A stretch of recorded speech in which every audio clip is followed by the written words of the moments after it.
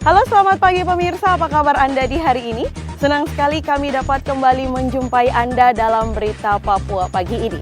Bersama saya Cynthia Delima, sejumlah informasi penting dan menarik telah berhasil dihimpun tim redaksi dan akan kami hadirkan untuk Anda. Berikut 3 di antaranya.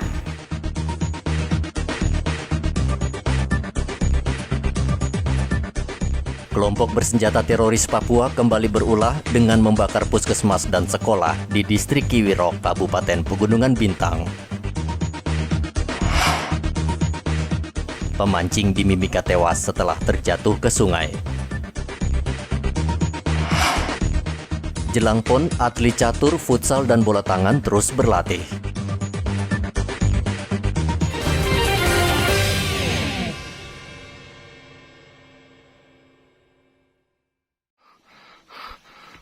Kiwirok memanah, sudah doa dan semuanya rekan-rekan. Kelompok teroris bersenjata Papua kembali berulah dengan membakar puskesmas dan fasilitas perbankan di distrik Kiwirok, Kabupaten Pegunungan Bintang, Senin kemarin.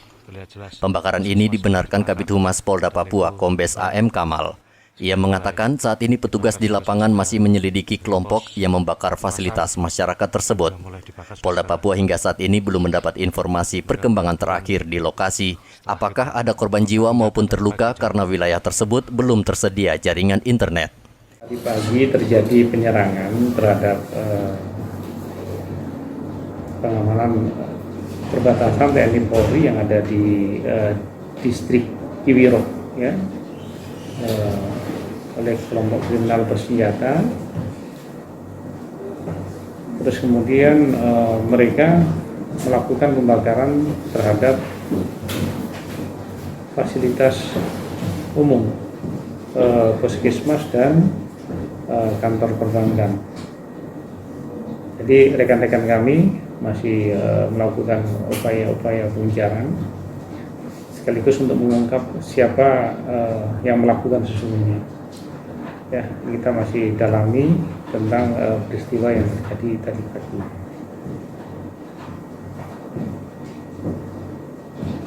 Kemudian ada katanya yang luka tembak ya? Kita kita kebetulan untuk akses komunikasi dan jalan ke sana kan hanya menggunakan akses udara. Kemudian akses jalan bisa, tapi perlu waktu yang cukup lama. Dan ini adalah puskesmas. Kemudian izin angkat sedikit.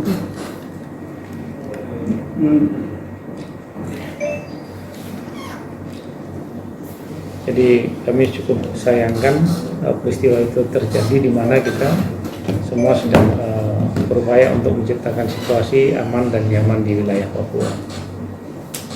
Tapi yang pasti bahwa lokasi ini jauh dari Pagubin, harus menggunakan transportasi udara. Kalaupun darat memakan waktu sekitar 3 hari. Kalau dari Jayapura sangat-sangat jauh. Jadi yang pasti ini tidak mengganggu proses penyelenggaraan PON. Informasi terakhir menyebutkan sekitar pukul 8 pagi Senin kemarin, aparat sempat kontak tembak dengan 9 anggota KKB yang membawa 3 pucuk senjata api laras panjang.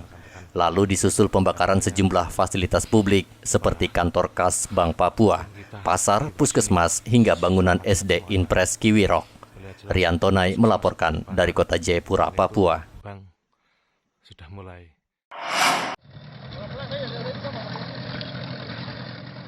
Tim SAR Senin kemarin akhirnya menemukan jasad Muhammad Saleh, warga Gang Durian, Pasar Sentral Mimika, yang hilang saat memancing di Sungai Waker, SP5. Bersama warga dan keluarga korban, tim SAR sejak Sabtu lalu telah mencari dengan menyusuri sungai. Pencarian membuahkan hasil, namun Muhammad ditemukan sudah dalam keadaan tidak bernyawa.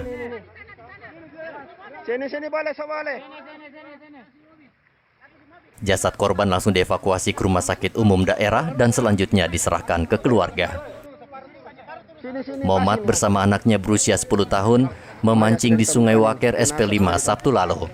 Korban diduga terpleset lalu terjatuh Namun karena arus sungai yang deras, ia terseret dan tidak bisa menyelamatkan diri. Anak korban yang tidak bisa menolong lalu melapor dan meminta pertolongan warga. Dari Mimika, Papua, Igobat Momolin melaporkan. Ambulans masih dalam perjalanan. Perilaku BH sudah di luar batas. Pria ini tega menyetubuhi anak tirinya sendiri yang masih berusia 12 tahun hingga hamil 4 bulan. Warga Lampu 1 Merauke ini akhirnya ditangkap tanpa perlawanan dan saat ini masih menjalani pemeriksaan Polres Merauke. Pelaku mengaku meniduri korban di ruang tamu dan tidak diketahui sang istri yang tidur pulas berdekatan dengan korban. Masalah kasus pencabulan dan setubuh terhadap anak. Yang pertama di depan media rekan-rekan, ini adalah pelaku setubuh terhadap anak. Dan anak ini sudah hamil. Anak masih sekolah, anak baru berusia 12 tahun. Ya, baru masuk SMP. Ya, bapak ini dia sebagai walinya. Alias ini inisialnya B atau BU. Ya, ini di daerah Lampu 1. Jadi dia punya modus, malam-malam mereka tidur, mamanya tidur, kakeknya tidur, itu stop lagi. Itu di masa bulan puasa, bulan Mei.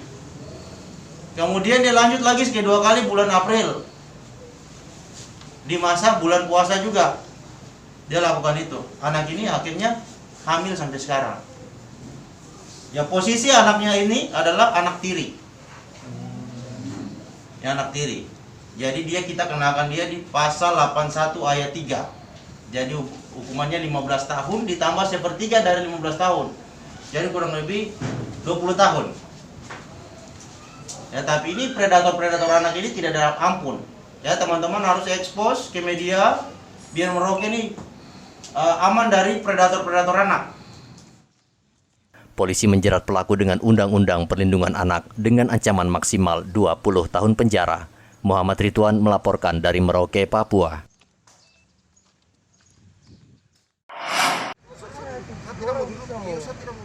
Jelang PON ke-20 Papua, polisi terus melakukan patroli dengan skala besar di sejumlah kawasan yang masuk wilayah rawan di Merauke. Patroli juga melibatkan anggota TNI serta petugas Satpol PP agar berjalan efektif. Petugas mendatangi lokasi yang berpotensi menimbulkan kriminalitas. Lokasi yang terpantau rawan antara lain kawasan Kuda Mati, Libra, dan Gudang Arang. Jadi untuk pengamanan PON ini, jadi kita mulai operasi mulai tanggal 19 itu sudah kegiatan pengamanan PON. Jadi sebelum tanggal 19 itu pelaksanaan pengamanan, kita mulai tanggal 12 dari tadi malam kita sudah melaksanakan patroli cipta kondisi. Ya, patroli cipta kondisi selama 1 minggu. Dan itu sasarannya sudah pasti, sasarannya senjata tajam, pokoknya kendaraan-kendaraan yang tidak dilengkapi dengan STNK, TNKB, dan SIM. Dan sasaran lain seperti tindak kejahatan yang lain, pemabukan, pencurian, pemalakan.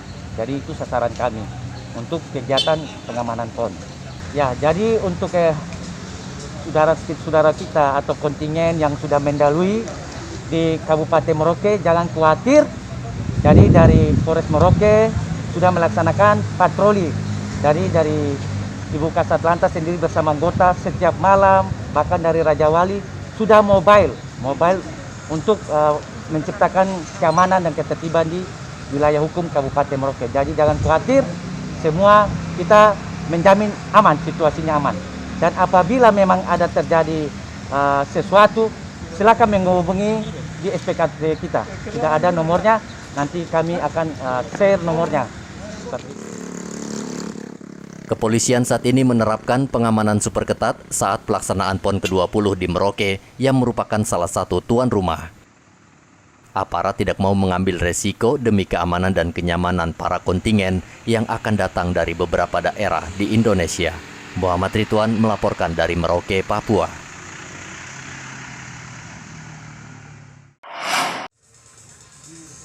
Ibu-ibu, adik-adik saya. Ratusan nelayan di kawasan perkampungan nelayan di Lampu 1 Merauke, Senin kemarin menerima vaksin pertama.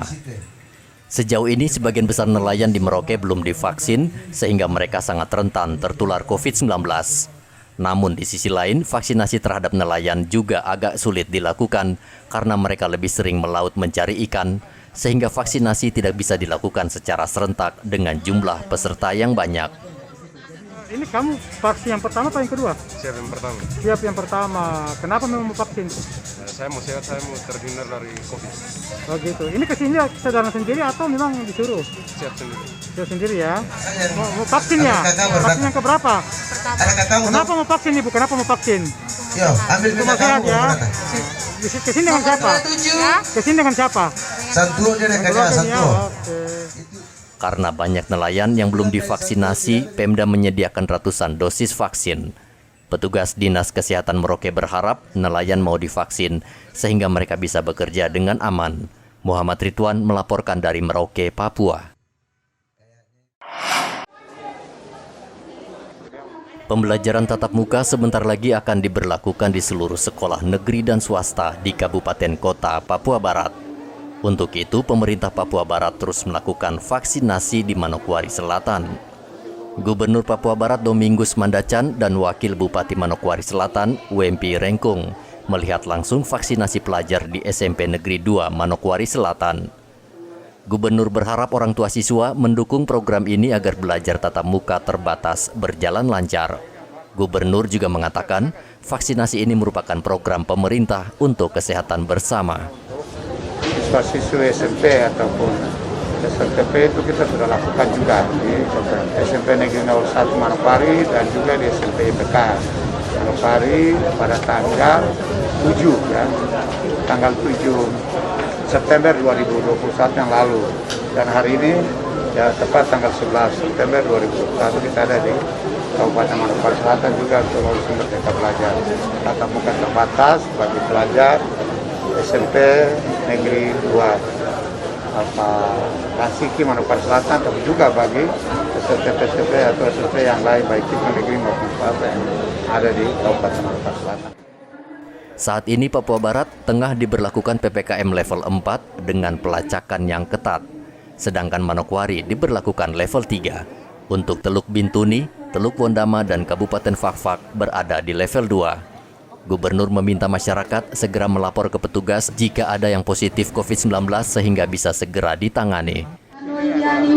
Manokwari ditetapkan sebagai level 4. Kemudian level 3 Teluk Bintuni, Teluk Wondama dan juga Fakfak. Selain itu semua level 2. Begitu terutama di level 4 itu perlu kita kerja keras lagi, dalam arti testing tracing itu harus kita lakukan. Nah, dalam arti ketika ada satu yang positif, kita harus tahu latar belakangnya, asal usulnya dari mana, tinggal di mana, sehingga kontaknya dengan siapa-siapa itu harus kita lakukan. Jadi tidak hanya terbatas satu saja ketika ada positif. Ketika satu positif kita harus ikuti telusuri juga latar belakang dan juga kontaknya dari siapa-siapa, keluarga di mana. Kita harus lakukan rapid juga, rapid antigen ataupun kita harus lakukan swab juga, sehingga kita bisa tahu gitu. Oh, satu bisa saja ada 2-3 yang kena dari ketika dia berkomunikasi ataupun bersalaman ataupun berinteraksi dengan siapa-siapa, itu kita bisa tahu gitu. Itu kekurangan kita. Pemerintah Papua Barat juga memberikan bantuan 1.000 masker dan 1.000 botol hand sanitizer untuk pemerintah Manokwari Selatan. Bantuan tersebut diberikan untuk sekolah yang akan melaksanakan pembelajaran tatap muka terbatas. James Aisoki melaporkan dari Manokwari, Papua Barat.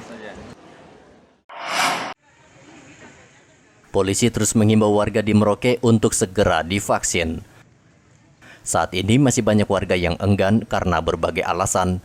Sebagian bahkan masih termakan hoaks yang menyebutkan vaksin berbahaya bagi kesehatan.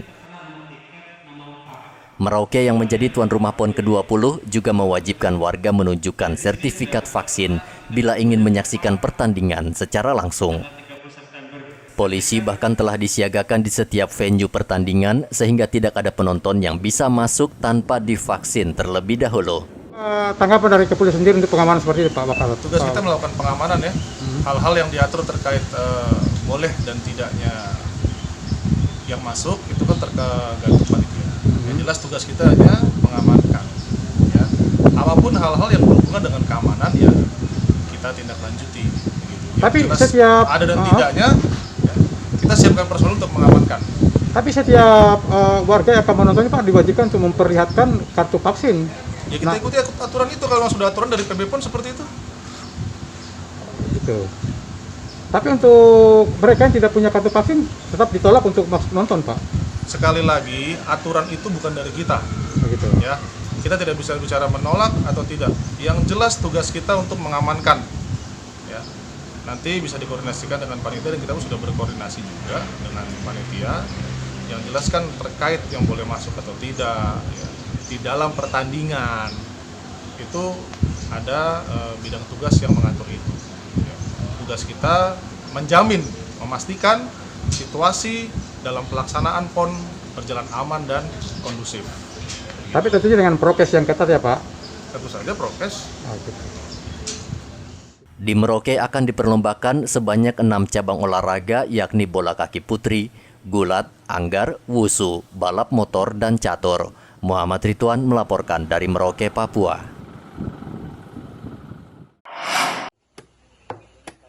10 atlet catur asal Bumi Cenderawasih saat ini tengah berlatih intensif di pemusatan latihan di Ciawi, Jawa Barat.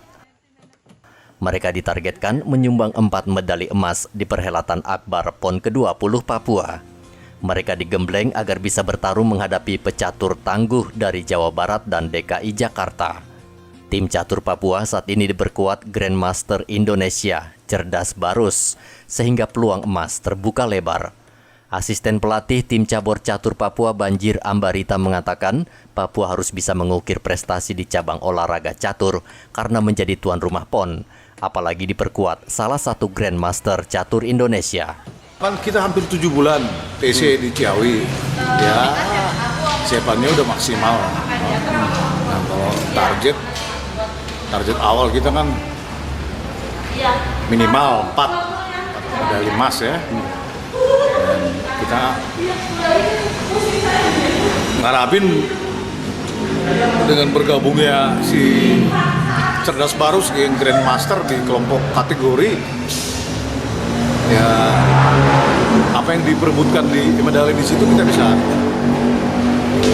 medali emasnya bisa kita raih. Jumlah atlet kita ada 10, 4 putri, 1 untuk bergu, 1 untuk perorangan, 3 untuk bergu. Itu putranya itu 1 perorangan umum, 4 bergu umum, 1 yang kategori yang Cerdas Barus. Yang jelas Jawa Barat, DKI, Jatim, Jateng. Ya kita maksimalkan lah, kita tuan rumah kan. Artinya mudah-mudahan semangatnya lebih. Nah, tahu kan main di ujung timur, apalagi di Merauke sana. Ya harapannya sama atlet jaga kondisi di sini kan. Jangan sampai kena malaria, tuh. Malaria lebih parah daripada COVID. Gitu. Jadi ya kita sudah briefing dari awal dari tempat TC, jaga kondisi, jangan sampai pikirannya kosong, makannya telat. Cabang olahraga catur menjadi peluang medali emas bagi Papua yang memang mengincar medali itu.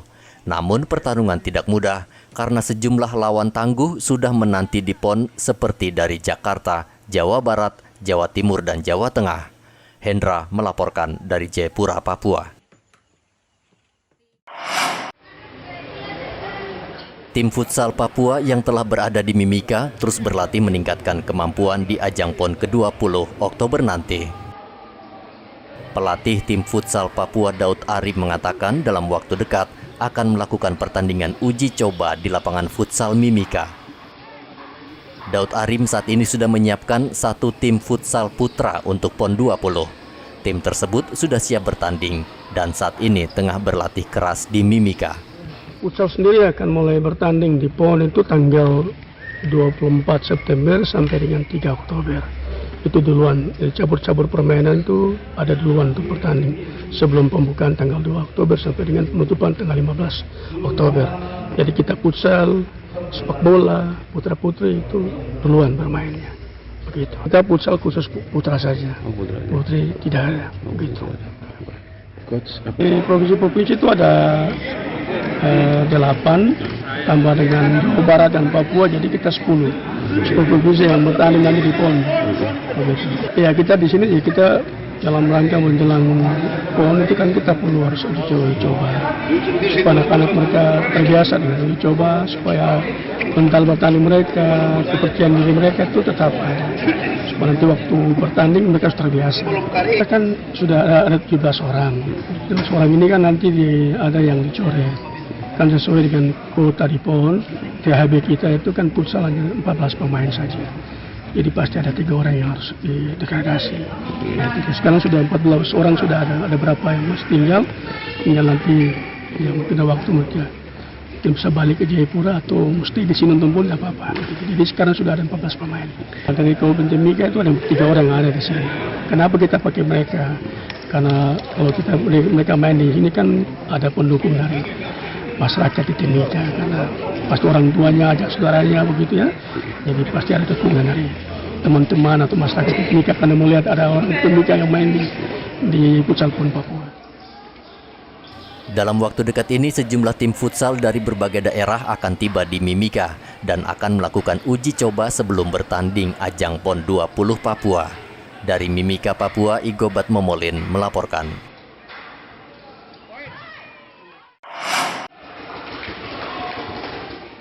Tim bola tangan Papua terus melakukan latihan secara intens untuk meraih medali emas di ajang PON ke-20 Papua.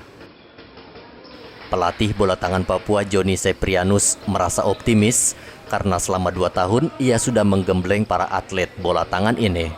Selama di Kabupaten Mimika, mereka juga terus berlatih keras untuk meningkatkan stamina. Papua sudah menyiapkan 32 atlet putra dan putri untuk cabang olahraga bola tangan. Untuk tim putra sebanyak 17 atlet dan putri 15 orang atlet. Kita sendiri ada 2 tim, 1 tim putra dan 1 tim. Total atlet kita putra 14 dan putri 14. Tapi sementara yang ada sama kita ini putra ada 17 dan putri ada 15. Karena kita mengantisipasi siapa tahu ada yang sakit pada kondisi ketika mau masuk hari H, kita bisa mengantisipasi dengan tambal sulam. Jelas kita sudah menargetkan dari awal kita terbentuk tim sampai sekarang tetap medali emas. Dan saya sebagai pelatih juga sudah sangat yakin tim-tim kita ini baik putra maupun putri sudah sangat siap dan mereka punya komitmen yang sangat besar dan target yang sangat besar, dan saya yakin mereka tidak mau kecolongan bahwa ini di rumah sendiri, masa tim luar datang untuk bawa pulang emas. Kita tidak akan bawa lepas emas apapun untuk tim lain. Ini sudah siap pakai dan mereka sebenarnya sudah siap untuk bersaing keluar, bukan lagi di Indonesia. Harusnya sudah tryout keluar.